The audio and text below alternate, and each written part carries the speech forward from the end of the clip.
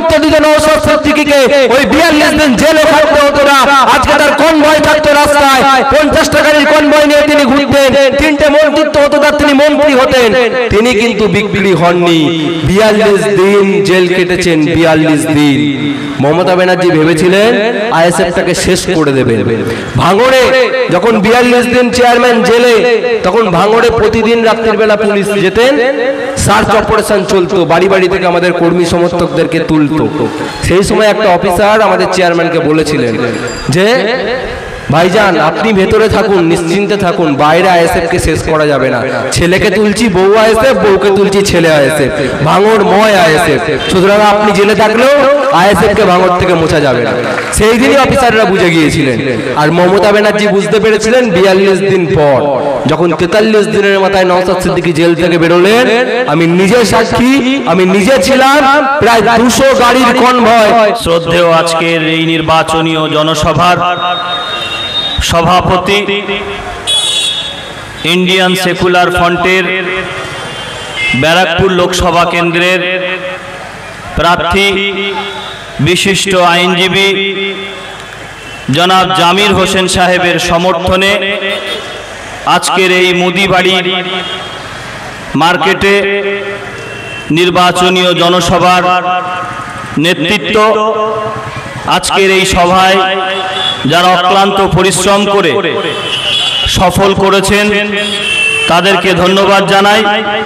এবং Indian secular ফ্রন্টের এই নির্বাচনী জনসভায় যে সমস্ত সাধারণ মানুষ এবং ইন্ডিয়ান সেকুলার ফ্রন্টের সাধারণ কর্মী যারা এসছেন এবং এতদ অঞ্চলের শুভবুদ্ধি সম্পন্ন মানুষ এবং এই মাইকের আওয়াজ যতদূর পর্যন্ত যাচ্ছে, আপনাদের সকলের প্রতি শ্রদ্ধা, সালাম, নমস্কার, ভালোবাসা জানিয়ে ইন্ডিয়ান সেকুলার ফ্রন্ট মনোনীত অর্থাৎ আইএসএফ এর প্রার্থী অ্যাডভোকেট জামির হোসেন সাহেবের সমর্থনে নির্বাচনীয় জনসভায় আপনাদের সম্মুখে কিছু কথা তুলে ধরব।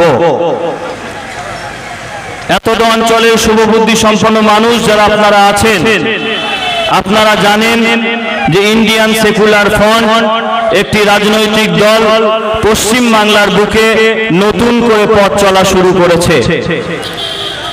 আপনাদের মনে প্রশ্ন জাগতে পারে যে এতগুলো রাজনৈতিক দল পশ্চিম বাংলায় থাকা সত্ত্বেও নতুন করে কেন ইন্ডিয়ান সেকুলার ফ্রন্ট অর্থাৎ আইএসএফ এর জন্ম দেওয়ার দরকার ছিল, এই প্রশ্ন আপনাদের মনে জাগতে পারে।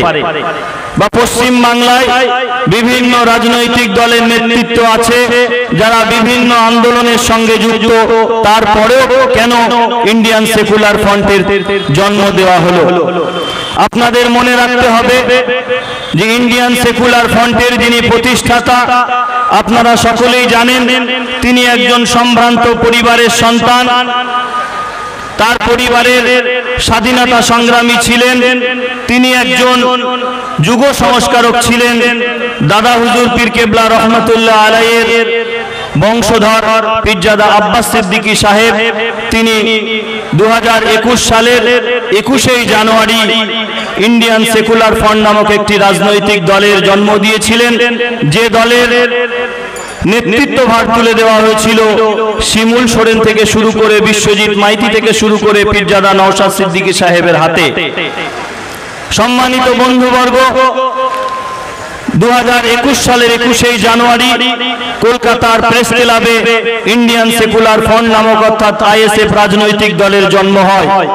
তারপর থেকে আজকের ডেট পর্যন্ত দাঁড়িয়ে ইন্ডিয়ান সেকুলার ফ্রন্ট তার নীতি আদর্শের উপরে দাঁড়িয়ে খেটে খাওয়া শ্রমজীবী মানুষ, অসহায় নির্যাতিত মানুষের কণ্ঠস্বর হিসাবে পশ্চিম বাংলায় তাদের কর্মকাণ্ড চালিয়ে যাচ্ছে। এখন প্রশ্ন হলো, কেন ইন্ডিয়ান সেকুলার ফ্রন্টকে আপনারা ভোট দেবেন? আমি আপনাদের বিবেকের কাছে কিছু প্রশ্ন করতে চাই যে বিগত দিনে আপনারা এই ব্যারাকপুর থেকে বিভিন্ন রাজনৈতিক দলকে সুযোগ দিয়েছেন। কখনো মার্ক্সবাদী কমিউনিস্ট পার্টি সিপিএম কে দিয়েছেন, কখনো জাতীয় কংগ্রেসকে সুযোগ দিয়েছেন, কখনো ভারতীয় জনতা পার্টিকে সুযোগ দিয়েছেন, কখনো তৃণমূল কংগ্রেসকে সুযোগ দিয়েছেন। এতগুলো রাজনৈতিক দল থাকা সত্ত্বেও আজকের দিনে দাঁড়িয়ে এই মুদি বাড়িতে আমরা আজকে ইন্ডিয়ান সেকুলার ফ্রন্টের পক্ষ হইতে আপনাদের কাছে ভোট চাইতে এসেছি। আপনাদেরকে মনে রাখতে হবে যে বিগত দিনে যে রাজনৈতিক দলগুলো আপনারা করেছেন তারা বরাবর কিন্তু আপনাদের বঞ্চিত করেছে। তারা বরাবর আপনাদের উপরে বিভিন্ন আইন তৈরি করে খেটে খাওয়া শ্রমজীবী মানুষ, কৃষক মানুষ, দলিত মানুষ, আদিবাসী সংখ্যালঘু সম্প্রদায়ের মানুষকে তারা বঞ্চিত করেছে। নির্বাচন আসলে তারা আপনাদের দুয়ারে চলে আসে, অনেক বড় বড় গরম গরম কথা বলে, অনেক মানুষের ব্রেনকে ওয়াশ করার জন্য ভালো ভালো কথা বলে আপনাদের কাছে ভোট চাইতে আসে। আপনাদেরকে এটুকু বলতে চাই, এখানে যিনি মার্ক্সবাদী কমিউনিস্ট পার্টির প্রার্থী ভোট চাইতে আসবেন তাদের কাছে আপনারা প্রশ্ন রাখবেন যে 35 বছর আপনারা সরকারে ছিলেন, আপনারা কি করেছেন? সাংসদদের টাকা আসতো, তাদের অ্যালাটমেন্টের টাকা এই মার্ক্সবাদী কমিউনিস্ট পার্টি সিপিএম এর সাংসদরা তারা খরচ করতো না, সেই টাকাগুলো ফেরত চলে যেত। কমরেডরা নিজেদের স্বার্থসিদ্ধি করত, কিন্তু মানুষের জন্য যে টাকা খরচ দরকার ছিল সেগুলো মার্ক্সবাদী কমিউনিস্ট পার্টির সাংসদরা করত না। তার পরবর্তীতে এই ব্যারাকপুর লোকসভা কেন্দ্র থেকে দীনেশ ত্রিবেদীকে আপনারা জিতিয়েছিলেন তৃণমূল কংগ্রেসের পক্ষ থেকে। আমরা কি দেখলাম যে একটা লুটপাট চলেছে, এই ব্যারাকপুর লোকসভা কেন্দ্রের অর্থগুলোকে তছনছ করা হয়েছে। পরবর্তীতে কি দেখলাম, এই ব্যারাকপুর লোকসভা কেন্দ্র থেকে তৃণমূলের আরেকজন হারমাত বাহিনী ছিলেন যাকে আপনারা অর্জুন সিং বলে চেনেন, একজন মস্তান, তিনি পরবর্তীতে আমরা দেখলাম এই ভারতীয় জনতা পার্টির প্রার্থী হলেন এই ব্যারাকপুর লোকসভা কেন্দ্র থেকে। তার রাজনৈতিক জীবন শুরু কংগ্রেসের কাউন্সিলর দিয়ে, পরবর্তীতে আমরা দেখলাম তিনি তৃণমূল কংগ্রেসের বিধায়ক নির্বাচিত হলেন ভাটপাড়া থেকে। পরবর্তীতে 2004 সালে ব্যারাকপুরে তৃণমূলের প্রার্থী হয়েছিলেন কিন্তু জিততে পারেননি। পরবর্তীতে আমরা দেখলাম 2019 সালের লোকসভা নির্বাচনে তাকে তৃণমূল কংগ্রেস প্রার্থী না করার কারণে এই অর্জুন সিং, যে অর্জুন সিং এর জন্য এত অঞ্চলের শুভবুদ্ধি সম্পন্ন মানুষ, তৃণমূল কংগ্রেসের বন্ধুরা যারা প্রাণপণ লড়াই করে অর্জুন সিংকে ভোট দিয়েছিলেন, অর্জুন সিংকে নেতা বানিয়েছিলেন, সেই অর্জুন সিং একটি সাম্প্রদায়িক দল বিজেপি দলে জয়েন করলো, করে ব্যারাকপুর থেকে সাংসদ নির্বাচিত হলো। সাংসদ নির্বাচিত হয়ে বিভিন্ন জায়গায় দাঙ্গার প্রচারণা দিল, বিভিন্ন জায়গায় উস্কানিমূলক পরিবেশ তৈরি করলো এই অর্জুন সিং। পরবর্তীতে কি দেখলাম, এই অর্জুন সিং বিজেপির বন্ধুরা যারা ভোট দিয়েছিলেন অর্জুন সিংকে, সেই অর্জুন সিং জেতার পরে আবার এই তৃণমূলের সরকারের পার্টিতে এই তৃণমূল কংগ্রেসের দলে আবার নাম লেখালেন। বিজেপির বন্ধুদেরকে বলতে চাই, যে সমস্ত বিজেপির বন্ধুরা আজকের দিনে দাঁড়িয়ে অর্জুন সিং এর জন্য ভোট চাইতে আসবেন তাদেরকে প্রশ্ন করুন যে বিগত 19 লোকসভা নির্বাচনে অর্জুন সিং এর জন্য ভোট চাইতে এসেছিলেন আপনারা, অর্জুন সিংকে প্রাণপণ লড়াই করে জিতিয়েছিলেন এই ভারতীয় জনতা পার্টির পক্ষ থেকে। সেই অর্জুন সিং আপনাদের ভোট নিয়ে, বিজেপির বন্ধুদের ভোট নিয়ে এই তৃণমূলের দলে নাম লিখিয়েছিল। পরবর্তীতে আমরা কি দেখলাম, এই অর্জুন সিং এই ব্যারাকপুর লোকসভা কেন্দ্রের অলিতে গলিতে মমতা বন্দ্যোপাধ্যায়ের সঙ্গে ছবি, পার্থ ভৌমিকের সঙ্গে ছবি পোস্টারে দেখা গেল। এত অঞ্চলের মানুষ কিন্তু ভুলে যায়নি। সেই অর্জুন সিং ব্যারাকপুর থেকে তৃণমূল কংগ্রেসের প্রার্থী হতে না পেরে আবার সেই ভারতীয় জনতা পার্টিতে জয়েন করলেন। আজকের দিনে দাঁড়িয়ে ভারতীয় জনতা পার্টির পক্ষ থেকে তিনি ব্যারাকপুর থেকে প্রতিদ্বন্দ্বিতা করছেন। যে সমস্ত বিজেপির বন্ধুরা আছেন, এই মাইকের আওয়াজ যারা শুনতে পাচ্ছেন, তাদের কাছে জিজ্ঞাসা করতে চাই যে 19 লোকসভা নির্বাচনে যারা অর্জুন সিং এর জন্য নিজের জানকে বাজি রেখে, প্রাণকে বাজি রেখে অর্জুন সিং এর জন্য যারা ভোট করেছিলেন, আপনাদের ভোট দিয়ে 5 বছর অর্জুন সিং তৃণমূল কংগ্রেসে জয়েন করেছিল, তৃণমূলের পার্টিতে নাম লিখিয়েছিল। ব্যারাকপুরের মানুষ যে বঞ্চিত ছিল, ব্যারাকপুরকে নিয়ে, এই নৈহাটিকে নিয়ে, এই নোয়াপাড়া বিধানসভার কথা কোনোদিন অর্জুন সিং লোকসভায় বলতে আমরা দেখতে পাইনি। অর্জুন সিং এর বন্ধুদেরকে জিজ্ঞাসা করুন, যারা আজকে ভোট চাইতে আসছে বিজেপির হয়ে, বিজেপির বন্ধুদেরকে জিজ্ঞাসা করুন যে আপনারা অর্জুন সিং এর জন্য লড়াই করে অর্জুন সিংকে জিতিয়েছিলেন, সেই অর্জুন সিং 5টা বছর কোথায় ছিল? কি করেছে ব্যারাকপুরের জন্য, কি করেছে মুদিবাড়ির জন্য, কি করেছে চাপুরিয়ার জন্য, কি করেছে এই নোয়াপাড়া বিধান বিধানসভার জন্য কখনো দেখেছেন এই নোয়াপাড়া বিধানসভার কথা লোকসভাতে বলতে?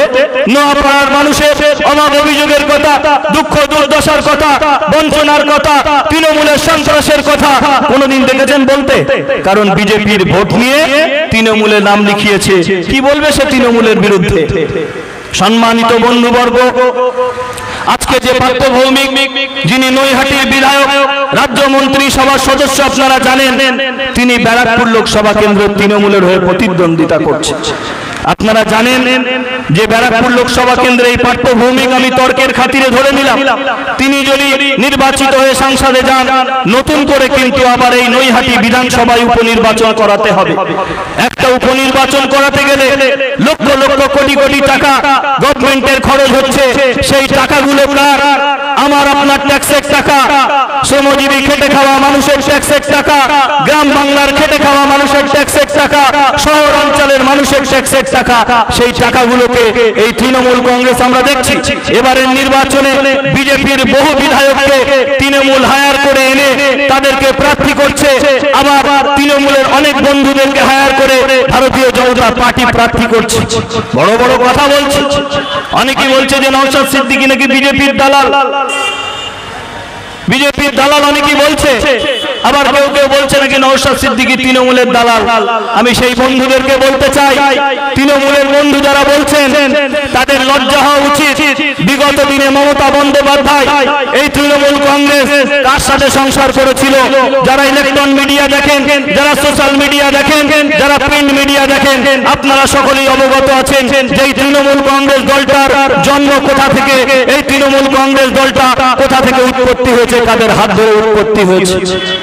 আজকে তারা বলছে, তাদের কাছ থেকে আমাদের শুনতে হবে যে নওশাদ সিদ্দিকী বিজেপির থেকে টাকা নিয়েছে। যাদের জন্ম বিজেপির গর্ভে, যারা বিজেপির হাত ধরে লোকসভা নির্বাচন লড়েছে, যারা বিগত দিনে বিজেপির হাত ধরে বিধানসভা নির্বাচন লড়েছে, যারা বিজেপির হাত ধরে কয়লা মন্ত্রী হয়েছে, রেলমন্ত্রী হয়েছে, তাদের থেকে আমাদের শিখতে হবে বিজেপির দালালকে। লজ্জা করে না তাদের? তারা মাইকে এসে কোন মুখে বলে? যারা নিজেরা বিজেপির গর্ভে জন্ম, যারা বিজেপির হাত ধরে লালিত পালিত হয়ে বড় হয়েছে, তাদের থেকে আমাদের শিক্ষা নিতে হবে না? তাই এত অঞ্চলের শুভবুদ্ধি সম্পন্ন মানুষকে বলবো, বিগত দিনে এখানে যারা কংগ্রেসের অনেক বন্ধুরা আছেন, আমি জানি এত অঞ্চলে কংগ্রেসের অনেক সংগঠন যারা আছে, সংগঠক, তাদেরকেও বলতে চাই, আজকে দুঃখ লাগে কংগ্রেসের বন্ধুরা যারা মার্ক্সবাদী কমিউনিস্ট পার্টির সঙ্গে, সিপিএম এর সঙ্গে ঝান্ডা মিলিয়ে যারা আজকে নমিনেশন জমা দিতে যাচ্ছেন, যারা বিভিন্ন জায়গায় জনসভা করছেন, কংগ্রেস বন্ধুদেরকে বলবো, ভুলে গেছেন আপনারা সেই সিপিএম এর 35 বছরের রক্তাক্ত ইতিহাস? সেই সিপিএম এর হারমাত বাহিনী তারা কিভাবে কংগ্রেসের বন্ধুদের উপর অত্যাচার করেছে, কংগ্রেসী বন্ধুদের ঘর বাড়ি অগ্নিসংযোগ করেছে, কংগ্রেসের বন্ধুদের ঘর বাড়ি লুটপাট করেছে, কংগ্রেসের মা বোনেদেরকে ইজ্জতহানি করেছে এই ভারতের মার্ক্সবাদী কমিউনিস্ট পার্টি। আর সেই ভারতের মার্ক্সবাদী কমিউনিস্ট পার্টির হয়ে কংগ্রেসের বন্ধুরা ভোট চাইতে যাচ্ছে। একবারও বিবেকের কাছে প্রশ্ন করবেন না কংগ্রেসের বন্ধুরা যে আজকে কাদের জন্য লড়াই করছেন? এটা আপনাদের বিবেকের কাছে দিয়ে গেলাম। আজকের দিনে দাঁড়িয়ে যারা ব্যারাকপুর লোকসভা কেন্দ্রে প্রতিদ্বন্দ্বিতা করছে, আমাদের এটা মনে রাখা উচিত যে সমস্ত ব্যক্তি যারা সংবিধান পড়তে জানে, সংবিধান বোঝে, সংবিধান সম্পর্কে সচেতন, ভারতের কনস্টিটিউশন সম্পর্কে সচেতন, সেই ধরনের মানুষকে যদি আমরা পার্লামেন্টে না পাঠাতে পারি, তাহলে আমাদের দুঃখ দুর্দশার কথা কেউ বলবে না। আজকের ডেটে দাঁড়িয়ে এখান থেকে যারা প্রতিদ্বন্দ্বিতা করছে, এক একজন মাফিয়া, তোলাবাজ, হাজার হাজার কোটি টাকার সম্পত্তি সঙ্গে যখন ঘুরে 10টা 12টা করে ফরচুনার, 20টা করে স্করপিও, পার্সোনাল সিকিউরিটি নিয়ে চলছে, সরকারি সিকিউরিটি নিয়ে ঘুরছে, বলি বন্ধু, এতই যখন সততার প্রতীক, এতই যখন মানব দরদি, তাহলে এত সিকিউরিটি নিয়ে, এত দলবল নিয়ে কেন রাস্তায় চলতে হয়? কারণ আপনারা বুঝে গেছেন বাংলার খেটে খাওয়া শ্রমজীবী মানুষ, প্রান্তিক মানুষ, নিম্নবর্ণীয় মানুষ তারা বুঝতে শিখেছে, তারা প্রতিবাদ করতে শিখেছে। যখনই প্রতিবাদ করছে তাদেরকে মিথ্যা মামলা দিয়ে বিভিন্ন কেসে জড়িয়ে দিয়ে তাদেরকে ফাঁসিয়ে দেওয়ার চক্রান্ত চলছে, ষড়যন্ত্র চলছে। আজকে তাই ইন্ডিয়ান সেকুলার ফ্রন্ট সেই নির্যাতিত মানুষের জন্য, অসহায় মানুষের জন্য, অত্যাচারিত মানুষের কণ্ঠস্বর হয়ে ইন্ডিয়ান সেকুলার ফ্রন্ট মাঠে ময়দানে লড়াই করছে। আপনারা জানেন যে পশ্চিমবঙ্গ বিধানসভায় বিরোধী দলনেতা আছেন একজন, তার নাম শুভেন্দু অধিকারী। যে শুভেন্দু অধিকারী